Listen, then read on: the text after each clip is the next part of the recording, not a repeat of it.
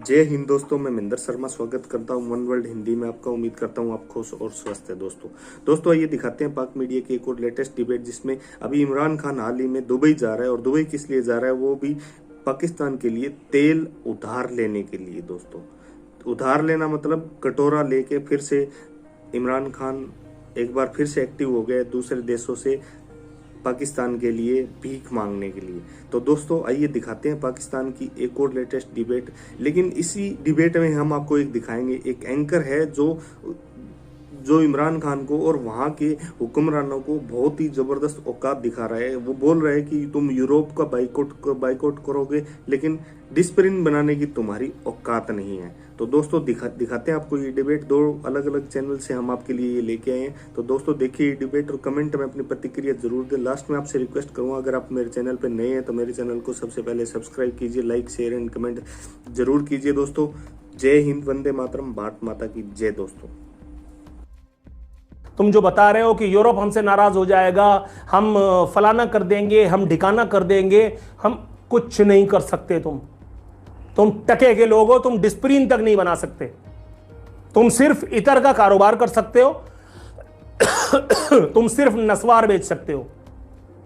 तुम्हारे मुल्लाओं का हाल यह है कि इनको जब अपने दिल का ऑपरेशन कराना होता है तो ये जाकर के कुफ्फार की दहलीज पे लेट जाते हैं कि आजा बच्चे ऑपरेशन कर, और उसके बाद फिर नबी की नामूस के लिए निकल पड़ते हैं। खबर ये भी है कि इमरान खान साहब जो जा रहे हैं, कल जा रहे हैं, रवाना हो रहे हैं सऊदीया के लिए जी, वो $3.5 बिलियन का डेफर्ड पेमेंट पे, यानी बाद में उधार में तेल देंगे। अच्छा। और वो लगता ये है कि मामला कुछ सीरियस है, कि कोई ये मुज़ाकरात जो हैं वो ऐसे होने वाले हैं जिनकी अहमियत है, इसलिए कि शौकत वज़ीर ख़ज़ाना शौकत तरीन न्यूयॉर्क से वहाँ पहुँच रहे हैं। सही। अच्छा, आपको मालूम है कि अमेरिका के साथ हमारे बहुत से मामला सऊदी अरब के ज़रिए तय पाते हैं। जी दुरुस्त बात। तो बर्फ़ पिघल रही है, ताल्लुकात में पहले से सर्द मेरी नहीं है। उन्होंने भी रियलाइज़ किया है कि पाकिस्तान की हमें ज़रूरत है। पाकिस्तान के फ़ौजी मुशीर वहाँ मौजूद हैं। वो एक बहुत बड़ा असले का अंबार है, उसकी देखभाल यही लोग करते हैं, एडवाइज़र्स हैं।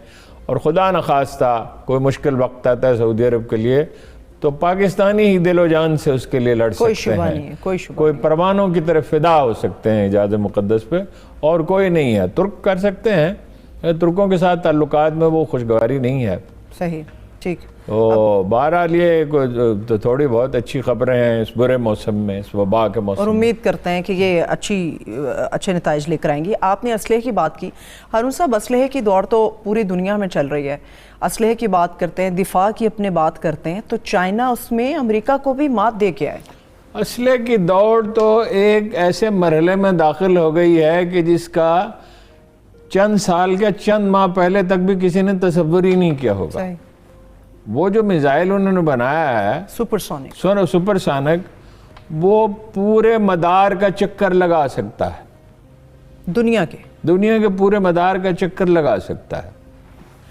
वो रास्ते में अपना हदफ तब्दील कर सकता है, रास्ता तब्दील कर सकता है, हदफ भी तब्दील कर सकता है, और दुनिया का कोई दिफाई निज़ाम उसका सुराग नहीं लगा सकता। चीन ने उस पर कोई दावा नहीं किया। अच्छा। कोई बड़ी बात नहीं की लिए गई है। वो मालूमात है जो इंटरनेशनल मीडिया में आ रही हैं। और अब अमरीकी जो है सख्त सदमे का शिकार है। ये पीर के दिन तजुर्बा हुआ, और पिछले पीर को जुमेरात को उन्होंने एक जवाबी तजुर्बा करने की कोशिश की, और उसकी तफसीलात नहीं बताई गई, मगर पेंटागन का कहना है कि वो तजुर्बा नाकाम हो गया। अच्छा। फिर ये बहस हो रही है अमेरिका में कि हमारा शुमाली समंदर जो है वो तो गैर महफूज है, वहाँ तो मिसाइल का दिफाई निज़ाम नहीं है, डिफेंस सिस्टम में मौजूद नहीं मिसाइल का। ठीक है। वैसे तो होगी ज़ाहिर डिप्लॉयमेंट वगैरह, मगर मिसाइल से रिलेटेड नहीं है। तो उसके लिए $200-300 बिलियन चाहिए फौरी तौर पे। और ये सूरत हाल पैदा हो गई है, इसका मुकाबला करने के लिए तैयारी करनी होगी। परवीन सबामी जो है, फोर्स मैगजीन है इंडिया का, बहुत ही दुनिया में उनका एतबार है और साख है। अच्छा। और वो दिफाई यानी मामलात की पेचीदगियों को, जदीद दिफाई टेक्निक्स को और आलात को, और जो नए सिस्टम्स आ रहे हैं उनका गैर मामूली फहम रखते हैं। ठीक। तो उनका ये कहना है कि कल तो आप ये कह रहे हैं कि हम 2 फ्रंट वार लड़ सकते हैं, आज तो आप इस काबिल भी नहीं हैं कि पाकिस्तान को का मुकाबला कर सकें। और उनका एक मैंने देखा भी व्लॉग, बहुत सीरियस आदमी है और वो टू द पॉइंट बात करते हैं बहुत। Pakistan is not a walkover, ये भूल जाएं कि आप पाकिस्तान को आसानी से मुश्किलात में मुब्तला कर सकते हैं। फिर ये चीज़ों ने ये किया है कि पाकिस्तानी अफसरों को तरबियत दी है। अच्छा, बात जदीद निज़ाम, वो तो मैं आपको बता चुका हूँ उन्होंने हमें क्या कुछ दिया, उसको दोहराने की ज़रूरत नहीं है। तो ये यानी दोनों तरफ से वो मुश्किल में फंस गया है। फिर ये है, भूटान के साथ चीन के मुज़ाकरात हुए हैं, 14 अक्टूबर को शुरू हुए, 1 हफ्ते तक जारी रहे वीडियो लिंक पे। वो 2 इलाके हैं, एक तो वो क्या नाम है उसका, सिलीगुड़ी राहदारी, सिलीगुड़ी राहदारी है, वो 269 किलोमीटर जी, है। ऐसा ही ये है, जो जिसे चिकन नेक भी कहा जाता है। चिकन नेक इसलिए कहा जाता है कि वो छोटी सी एक तंग राहदारी सी है और उसके पार उससे आगे 5 शुमाल मशरक में 5 रियासतें हैं इंडिया की।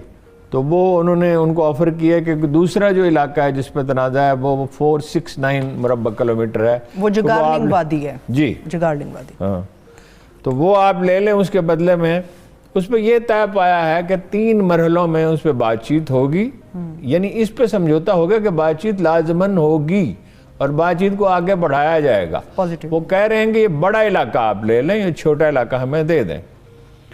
और ये तो आपको पता ही है कि उनके साथ हो गया, भूटान के साथ 1 बेल्ट 1 रोड का मनसूबा बन गया और भूटान की माली मदद करता रहा है और एक तरह की झैली रियासत वो रही है जिसे कोई अहमियत नहीं दी जाती थी। लेकिन अब वो अगर वहाँ तरक्की का अमल वो तेज़ करना चाहते हैं, नए तजारती और दफाई हलीफ वो ढूंढ रहे हैं, तो इंडिया को इससे क्या तहफ़्फ़ुज़ात हैं अरुण साहब, अगर भूटान चाइना से हाथ मिला लेता है? नहीं, वो तो वो देखें ना, खिते में ये ख़ास तौर पर सुपरसोनिक मिसाइल के तजुर्बे के बाद और जिस तरह उन्होंने अपनी फ़ौज की जदीद खतूत पर तरबियत दी है, यानी मशीन से मशीन को हिदायत दी जाएंगी।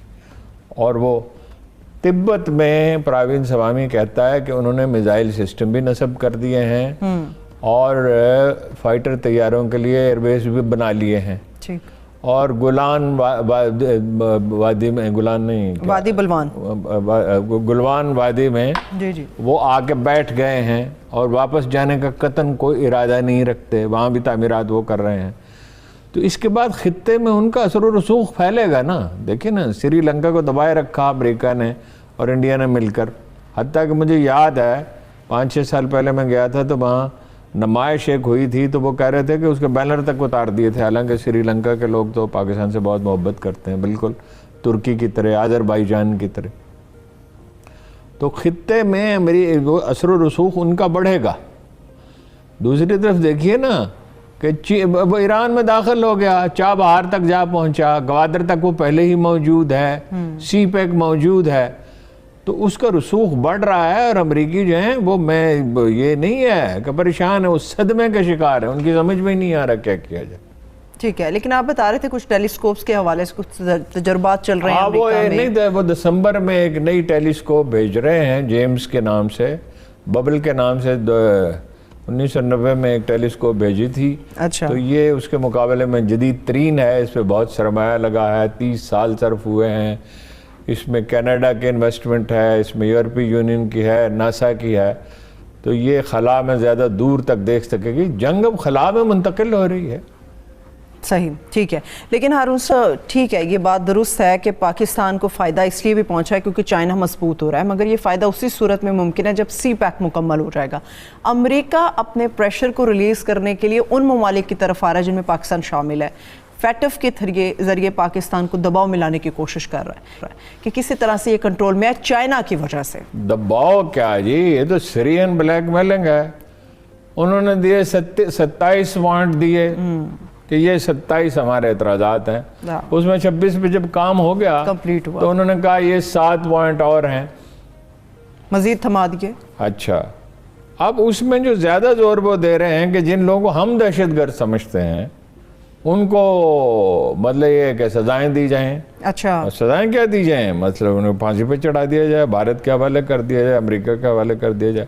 ये तो ज़ाहिर है नहीं हो सकता। पाकिस्तान में अदालतें मौजूद हैं, अगर कोई शख्स जो है उस पर कोई इल्जाम है तो जब तक वो अदालत में साबित नहीं होता तो उस वक्त तो उसे सजा नहीं दी जा सकती। तो तुर्की तो नेटो हलीफ है हारून साहब, उसको क्यों इन्होंने शामिल कर दिया है ग्रे लिस्ट के अंदर? पाकिस्तान ईरान के क्यों इतना खिलाफ है? ईरान से अमेरिका को क्या नुकसान पहुंचा? उस इनकलाब को फरवरी 79, 41 बरस बीत गए, 42 बरस बीत गए।